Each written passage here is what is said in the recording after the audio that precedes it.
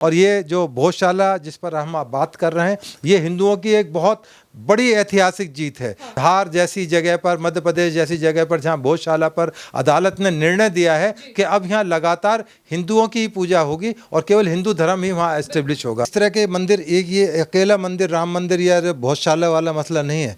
ऐसे लगभग 40,000 मंदिर हिंदुस्तान के अंदर हैं जिनको तोड़कर उनका रूप चेंज कर दिया गया, उनको मस्जिद में कन्वर्ट कर दिया गया, मदरसों में कन्वर्ट कर दिया गया, मुस्लिम दरगाहों के अंदर कन्वर्ट कर दिया गया। गंगा यमुना की तहजीब की बात करते हैं तो मैं मुसलमानों से एक सवाल पूछता हूं कि क्या किसी मस्जिद के अंदर हिंदुओं को हनुमान चालीसा पढ़ने की इजाज़त दे दी जाएगी? हम क्यों अपने हिंदुओं के अंदर नमाज मंदिरों के अंदर पढ़ने की इजाज़त दें? हम कहते हैं हम जामा मस्जिद में जाकर शिव जी की आरती उतारेंगे सोमवार को, मंगलवार को हनुमान जी की चालीसा पढ़ेंगे। तो इस तरह से क्या है मुस्लिम समुदाय हमें उतना प्यार दे पाएगा? हम तो उन्हें मंदिर में नमाज पढ़ने की धार के अंदर इजाज़त देते हैं भोजशाला में, वो कहें कि आप हमारी मस्जिद में आकर हनुमान चालीसा नहीं पढ़ सकते। ये कैसा भाईचारा है? नमस्कार, न्यूज़ टंग देख रहे हैं आप सभी और मेरा नाम है कृतिका। आपने देखा जिस तरीके से मध्य प्रदेश के भोजशाला मंदिर का विवाद था वो थम गया है। हाई कोर्ट ने अपना फैसला सुना दिया है। उसको लेकर के हम बातचीत करेंगे। हमारे साथ दिल्ली महासंघ के एसीपी, फॉर्मर एसीपी हैं, इनसे बातचीत करेंगे। वेद भूषण जी नाम है इनका। कि सर, जिस तरीके से हाई कोर्ट का आदेश आया है, हिंदू पक्ष के एक तरफ जो है फैसला आया है और वहाँ पर अब उनको पूजा करने की एक तरीके से छूट मिल गई है, पूजा अर्चना कर सकते हैं। लेकिन सवाल वही है कि जिस तरीके से हमारे देश में ये मुद्दे चल रहे हैं, आपका क्या कहना है? देखिए, ये उसी तरह का मसला है जिस तरह से राम मंदिर का मसला था जो सैकड़ों साल से अटका पड़ा था। और इस तरह के मंदिर, एक ये अकेला मंदिर राम मंदिर या भोजशाला वाला मसला नहीं है। ऐसे लगभग 40,000 मंदिर हिंदुस्तान के अंदर हैं जिनको तोड़कर उनका रूप चेंज कर दिया गया, उनको मस्जिद में कन्वर्ट कर दिया गया, मदरसों में कन्वर्ट कर दिया गया, मुस्लिम दरगाहों के अंदर कन्वर्ट कर दिया गया। ये तो केवल एक आप शुरुआत के रूप में देख सकते हैं, परंतु चूंकि ये बड़े मसले हैं, जैसे अभी मसला मथुरा का है वो पेंडिंग पड़ा हुआ है, उसमें भी यही पोजीशन है कि मंदिर के बराबर में ही एक मस्जिद है। तो ये सवाल सबसे बड़ा ये नहीं है कि ये किसका था किसका नहीं था। उस समय जब ये राजाओं के या मुगलों का शासन था या ब्रिटिशर्स का भी शासन रहा, तो उस समय क्या इतनी जगह की कमी थी कि मंदिर के बराबर में मस्जिद बनाई जाती थी? ये सबसे बड़ा सवाल है।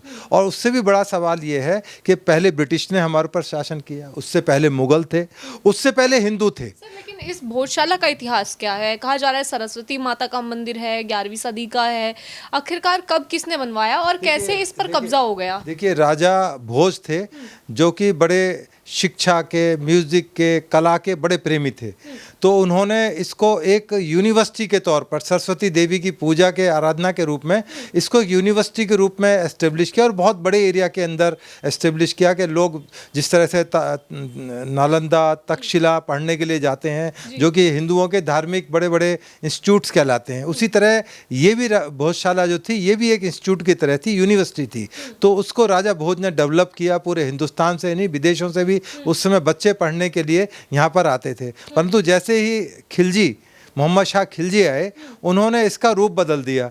उन्होंने इसको तोड़ मरोड़ कर जितने भी खम्भ थे, जितने भी मूर्तियाँ थी, उनको नीचे दबा दिया गया। और सबसे बड़ी ताज्जुब की बात है, जो वहाँ पर आज भी फर्श मौजूद है उसके नीचे जब खुदाई की गई, क्योंकि इसकी डेटिंग कार्बनिंग होती है, कार्बन डेटिंग होती है, जिसके बिना पर ASI तमाम चीज़ों की, पक्षों की जानकारी लेती है। चूँकि पहले 2023 में एक जजमेंट आई थी, उस जजमेंट के हिसाब से हिंदू पक्ष मंगलवार को वहाँ पर पूजा अर्चना हनुमान जी की आरती कर सकता था और शुक्रवार के दिन मुस्लिम अपनी नमाज वहाँ पर अदा कर सकते थे। तो बड़ी अजीब सी स्थिति थी कि हिंदुओं का एक जगह और मुसलमान वहाँ पर जाकर अपनी नमाज अदा कर रहे हैं। सर, ये तो हर जगह देखने को मिलता है। आप मथुरा चले जाइए, यही स्थिति वहीं थी, और आप ज्ञानवापी चले जाइए, यही स्थिति थी। अयोध्या में भी यही सब हो रहा है। लेकिन यहाँ पर क्या एक तरीके से चीज़ें दिख रही थी? बिल्कुल, ये बिल्कुल स्पष्ट दिख रहा था जिस तरह से वहाँ मूर्तियाँ निकली। बल्कि ब्रिटिश टाइम में कुछ एरिया की खुदाई की गई तो उसमें सरस्वती देवी की मूर्ति थी जिसको कि अंग्रेज लोग लेकर चले गए। हम लोग आज भी जो यूके की गवर्नमेंट है उनसे अपनी मूर्ति मांग रहे हैं, जिस तरह से अपना कोहनूर हीरा हम लोग मांग रहे हैं उसी तरह था। तो ये एक कल्चर बन चुकी थी, जैसे अलाउद्दीन खिलजी और औरंगजेब और इस तरह के शासक आए, सोमनाथ मंदिर पर 16 बार अटैक किया गया, परंतु अब वो समय चला गया। अब सब तमाम चीज़ें रिकॉग्नाइज की जा रही हैं। पहले जिस तरह का शासन चलाया गया, हिंदू वर्शिप एक्ट लाया गया, वो केवल एक मुसलमानों को खुश करने के लिए लाया गया। तो परंतु अब वक्त बदल चुका है। अभी आपने वेस्ट बंगाल में देखा तो एक तरह से हिंदू एक रिवाइवल हो रहा है, हिंदू जन्म का धर्म का एक तरह से ज़िंदगी दोबारा वापस दी जा रही है। तो ये मंदिर उसी दिशा में एक खोज है। अभी और सारी चीज़ें, बहुत सारी चीज़ कर निकल कर आ रही हैं। यहाँ तक ताजमहल और कुतुब मीनार और दिल्ली के किले को लेकर भी कई तरह की किंवदंतियाँ, किस तरह की बातें की जा रही हैं। ताजमहल के बारे में बताया जा रहा है कि शिव मंदिर था, यदि इसके नीचे खोल कर देखा जाए, कभी इस तरह की नौबत आई या किसी अदालत ने निर्णय दिया, खोल के देखा गया, यदि उसके अंदर कोई मूर्ति या ऐसे अवशेष मिलते हैं तो क्या माना जाएगा? यही माना जाएगा कि ये केवल हिंदू मंदिर थे, हिंदू आस्था के प्रतीक थे।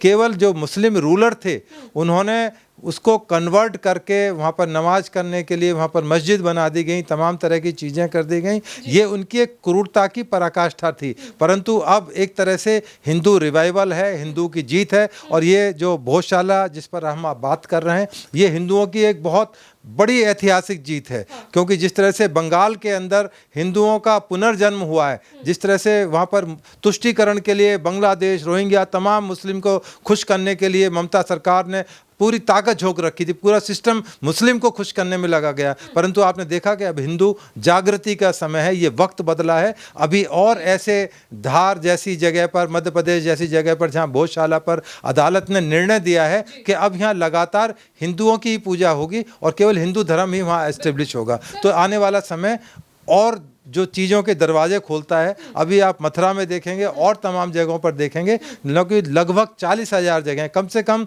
यदि हिंदू और मुस्लिम सभ्यता की बात करते हैं, गंगा यमुना की तहजीब की बात करते हैं, तो मैं मुसलमानों से एक सवाल पूछता हूँ कि क्या किसी मस्जिद के अंदर हिंदुओं को हनुमान चालीसा पढ़ने की इजाज़त दे दी जाएगी? हम क्यों अपने हिंदुओं के अंदर नमाज मंदिरों के अंदर पढ़ने की इजाज़त दें? हम कहते हैं हम जामा मस्जिद में जाकर शिव जी की आरती उतारेंगे सोमवार को, मंगलवार को हनुमान जी की चालीसा पढ़ेंगे। तो इस तरह से क्या है मुस्लिम समुदाय हमें उतना प्यार दे पाएगा? हम तो उन्हें मंदिर में नमाज पढ़ने की धार के अंदर इजाज़त देते हैं भोजशाला में, वो कहें कि आप हमारी मस्जिद में आकर हनुमान चालीसा नहीं पढ़ सकते। ये कैसा भाईचारा है? सवाल ये भी है कि जैसे अभी तक ये सब चीज़ें चल रही थी, लेकिन ये कहा जा रहा है कि प्लेसेस ऑफ वर्शिप एक्ट क्या यहाँ पर लागू नहीं होता? वो सिर्फ और सिर्फ अयोध्या राम मंदिर को प्लेसेस ऑफ वर्शिप एक्ट से अलग रखा गया था। तो इसके अलावा तो सारे जो मंदिर है जहाँ पर आप ये दावा करते हैं, जो लोग ये दावा करते हैं कि यहाँ पर मस्जिद नहीं बल्कि मंदिर है, तो ये चीज़ें फिर यहाँ पर फैसला कैसे बदल गया? और कुछ लोग ऐसे भी हैं जो ये कह रहे हैं कि हाई कोर्ट के फैसले को हम लोग जो है सुप्रीम कोर्ट में जाकर के चुनौती देंगे, क्योंकि बाबरी मस्जिद को भी लोग जो है एक तरीके से मंदिर बताते हैं। तो क्या लगता है ये चुनौती देना और ये प्लेसेस ऑफ वर्शिप एक्ट का एक तरीके से अलग होना इस केस से, तो क्या कहेंगे इसको लेकर? ये बड़ा दुर्भाग्य है कि मुस्लिम समुदाय का एक बहुत बड़ा वर्ग, चाहे असुद्दीन ओवैसी हों, और इस तरह की बातें करते हैं कि सुप्रीम कोर्ट से रिलीफ ले आएंगे।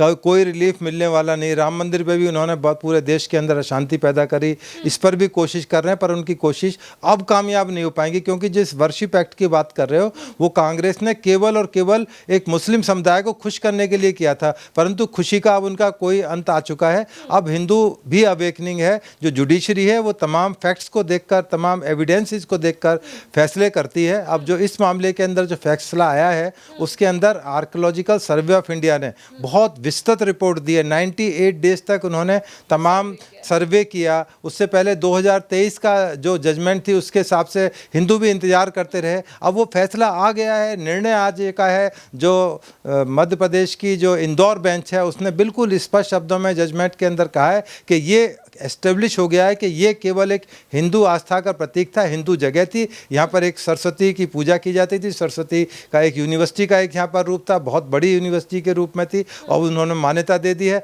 अब वो सुप्रीम कोर्ट जाएँ, कहीं भी जाएँ, किसी भी अदालत में जाएँ, ये उनका प्रेरोगेटिव है, पर उनको कोई रिलीफ मिलने वाला नहीं, बल्कि उनकी और इससे ज़्यादा तौहीन होगी, दुर्गति होगी, क्योंकि आने वाले समय में और इस तरह के मुद्दे खड़े होने वाले हैं और जीत हिंदुओं की ही होनी है। क्योंकि सच है, सत्यमेव जयते हमारा जो नारा है, इस देश का नारा है सत्यमेव जयते। आपने देखा होगा तमाम जगह सत्यमेव जयते लिखा होता है, सत्य की ही जीत होती है। अब ये सत्य की जीत हुई है और एक तरह से सनातनियों की और हिंदुओं की जीत हुई है। बहुत सारे हिंदुओं को ये चीज़ रास नहीं आ रही, क्योंकि उनको हजम नहीं हो रही कि हिंदुओं को रिलीफ कैसे मिल गया, क्योंकि कुछ पार्टियां तो सर्वाइव भी मुस्लिमों के बेस पर करती हैं, समाजवादी पार्टी, कांग्रेस पार्टी और बहुत सारे ऐसे, तृणमूल कांग्रेस, उनके सर्वाइवल ही इस पर है, तो उनके सर्वाइवल पर सवाल पैदा हो, इसलिए वो ज़्यादा बिलबिला रहे हैं। मुसलमानों से ज़्यादा ये जो हिंदू हैं, सो कॉल्ड अपने आप को हिंदू बताते हैं, पर ये नकली हैं, हिंदू नहीं है, ये हिंदुओं के नाम पर कलंक हैं। पर यह भी कलंक इनको धोने का समय आ गया है और धीरे धीरे धुल भी रहा है। अब लगभग आप देखिए पूरे हिंदुस्तान के अंदर किस तरह से हिंदू राज्य है, और ये देश इंतजार कर रहा है कि जब सर रशीदी बोल रहे हैं कि बाबरी मस्जिद को गलत तरीके से तोड़ा गया, 49 में जबरदस्ती वहां पर मूर्तियां रख दी, और जिस तरीके से फैसला आया हम तब भी चुप थे, अब यहाँ पर भी इस तरीके से फैसला आया, तो अब हम कैसे चुप रहेंगे? बार बार कब तक मुसलमान चुप रहेगा? चुप रहना पड़ेगा। जब आपको मौका दिया था, जब विभाजन हुआ था इस देश का, इसी आधार पर हुआ था कि आपको हिंदुस्तान के अंदर रहना है तो हिंदू रीति रिवाज, हिंदू धर्म और तमाम चीज़ें, क्योंकि मेजोरिटी वो हिंदुओं की है। आप पाकिस्तान जा सकते थे उस टाइम, आपके जो बुजुर्गों ने गलती करी उसका खामियाजा आपको भुगतना पड़ेगा। अब इस देश के अंदर 74% हिंदू रहते हैं, तो क्या हम उनकी बात माने या वो हमारी बात माने? मेजोरिटी की बात मानी जाएगी। जो प्रजातांत्रिक देश है, अब उनको राजी राजी नहीं, गैर राजी मनवाना ही पड़ेगा। जिस तरह से अभी एक बहुत बड़ा इशू चल रहा है कि सड़कों पर नमाज पढ़ी जाती हैं, पूरे वर्ल्ड के अंदर जो बड़े बड़े मुस्लिम कंट्रीज हैं उनमें सड़क पर कोई नमाज नहीं पढ़ी जाती, परंतु रशीदी जैसे जो लोग हैं कि जी सड़क पर नमाज पढ़ने से रोका जा रहा है। भाई तुम इबादत करना चाहते हो या सड़क को रोकना चाहते हो? चाहते क्या है? उनको खुद ही नहीं पता कि उनको जाना किधर है, तो उनकी दिक्कतें और बढ़ने वाली हैं। सर जिस तरीके से अभी फैसला आया है, हिंदू पक्ष जो है जीत मना रहा है, वहीं कुछ लोग ऐसे भी हैं जो ये कह रहे हैं कि वहाँ पर जो है जैसे आपने देखा होगा राम मंदिर जब बन रहा था, उसका फैसला आ रहा था या जीत के बाद ये कहा जा रहा था या तो वहाँ पर स्कूल होना चाहिए या फिर वहाँ पर एक तरीके से अस्पताल होना चाहिए, वहाँ पर सभी का इलाज होगा। तो क्या कहेंगे जो लोग इस तरह की बातें करते हैं कि ना मस्जिद हो ना मंदिर हो, सिर्फ और सिर्फ गरीबों के लिए अस्पताल हो, स्कूल हो?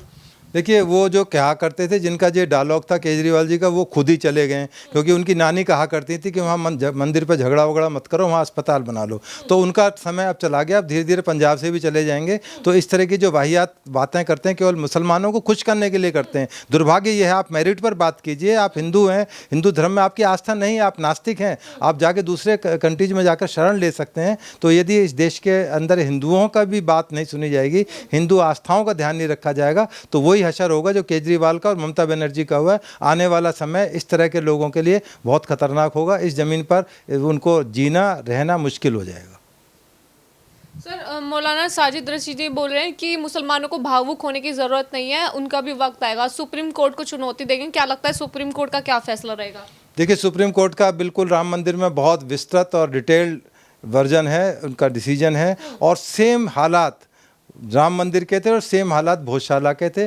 तो क्योंकि तमाम जो एविडेंसेस हैं, पत्थर जो हैं बोलते हैं, स्पीकिंग स्टोन्स हैं, ये बोल रहे हैं, बार बार जोर जोर से चिल्ला रहे हैं कि यहाँ देवी देवताओं का मंदिर था, यहाँ पर सरस्वती की मूर्ति निकली थी, यहाँ पर इस खंबे के ऊपर ये मूर्ति का आकार बना हुआ है, इसकी जो ऊपर की जो छत है वो इस तरह की, तो वो स्पीकिंग है, उसमें किसी को कुछ कहने की जरूरत नहीं है। और सुप्रीम कोर्ट तो हम सब सर्वोच्च न्यायालय है, यदि उसने कोई निर्णय दिया तो फिर मुसलमानों को फिर दोबारा होगा, फिर किस अदालत में जाएंगे? क्या पाकिस्तान में जाके न्याय मांगेंगे या जाके मिडिल ईस्ट में मांगेंगे या अमेरिका में मांगेंगे? ये रशीदी जी को तय करना है। पर हमारे अपने देश के जो सुप्रीम कोर्ट है उस पर आस्था है, जो निर्णय करेगी पूरे हिंदुस्तान को मानना ही पड़ेगा। वहीं योगी आदित्यनाथ भी तो कहते हैं कि सड़कों पर नमाज नहीं पढ़ने देंगे। उनका कहना यह है कि आप एक तरह से सड़क पर ऑब्स्ट्रक्शन कर रहे हैं, सड़क चलने के लिए बनी हुई है, आप उस पर ज़बरदस्ती घेर के फ्राइडे के दिन बैठ जाते हैं, पूरा सिस्टम जाम हो जाता है। तो अब वो समय चला गया है, उनको समझना चाहिए कि अपने मस्जिद जो उनके अंदर है, उनकी जो सीमाएँ हैं उसके अंदर नमाज़ पढ़ें। उन्होंने कहा भी है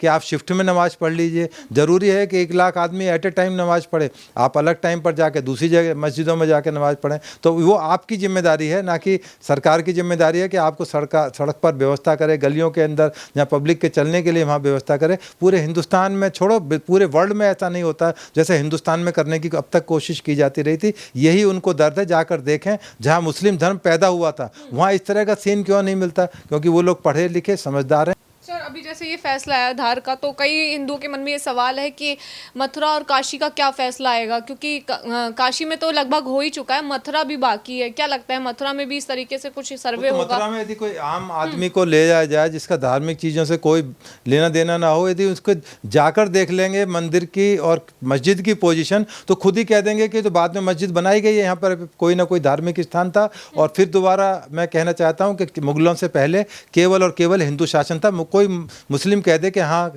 यहाँ शुरू से ही मुगलों का शासन आए, देश के अंदर हजारों साल पहले हिंदुओं का शासन था। तमाम राजा राजाओं के नाम पते सब कुछ मौजूद है। इतिहास बार बार चिल्ला चिल्ला कर बोल रहा है, परंतु ये कोई या तो कहें कि हम खिलजी की और औरंगजेब की औलाद हैं, ये हमारे ही हैं, परंतु ये पथभ्रष्ट हो गए हैं। ये अपने धीरे धीरे लाइन पर आ रहे हैं, आएंगे, थोड़ा और इंतजार करें।